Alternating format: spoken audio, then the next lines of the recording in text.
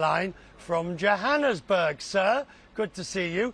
Firstly, before we get to the nitty-gritty of your optimism, what did you make of the State of the Nation tonight? Was there enough in there for you to be able to say the investment environment here remains good?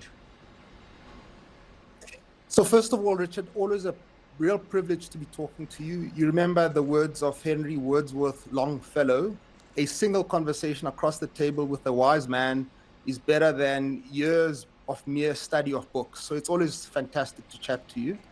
As far as the president's speech this afternoon, I have to say to you, it left me with a thought that there are three components to whether it be a country, a sovereign, a business, or a family indeed. You need a strategy.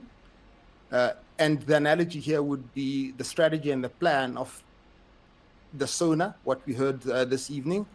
Then you need people and a structure, the cabinet. And then you need to allocate financial resources, the budget speech, which is going to happen in due course. As far as the strategy and the speech goes, yes, it was a great speech. You know, you could compare it to that of Demosthenes. It gave a good picture of what's happening in the South African body politic. Right. And it listed the imperatives of the day. So yes, I would be happy with the speech. Okay, so with that in mind, what are your clients are telling you one thing about the situation? What are the investors saying at the moment? Because the thing I always find about, regardless of load shedding or whatever, is that the opportunities, the resources, the agriculture, it's all the tourism, it's all still here. So are they still finding it attractive or looking elsewhere? Richard, one has to preface the answer by making the same point as you made in the introductory remarks, that our economists calculate the impact of the crimp in electricity to be roughly 1.7 percentage points of GDP wipeout. 1.7%, I mean, it's unacceptable. It's outrageous, in fact.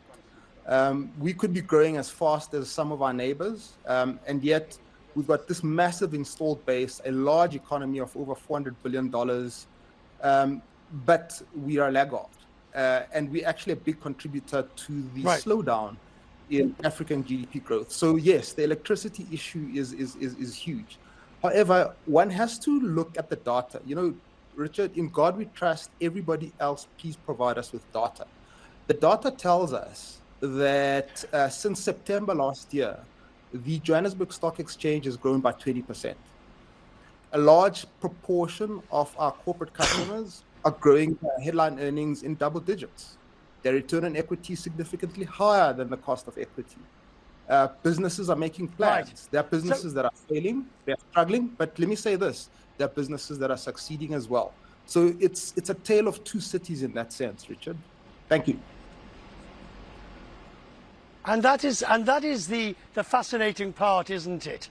For a bank like your own, you know, the domestic environment may be one thing, the opportunities are great, and it's a fantastic place to visit. And I often wonder how hard-nosed bankers like you, sir, square that circle.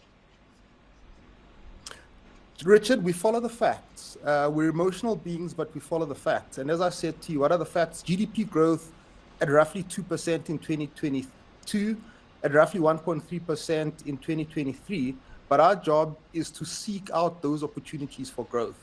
We're seeking those out, as are portfolio investors, my example of the JSE, as are FDI investors. There are many corporates. I just heard the leader of the opposition talking about motor manufacturers that are no longer investing. Well, there are some that are, who see the opportunity, who see the excitement in being part of this growth story, who seeing the relationship between this country and the rest of the continent, who seeing opportunities in the Africa Free Trade Area, who accept that we're part of a fantastic and a fast-growing neighborhood.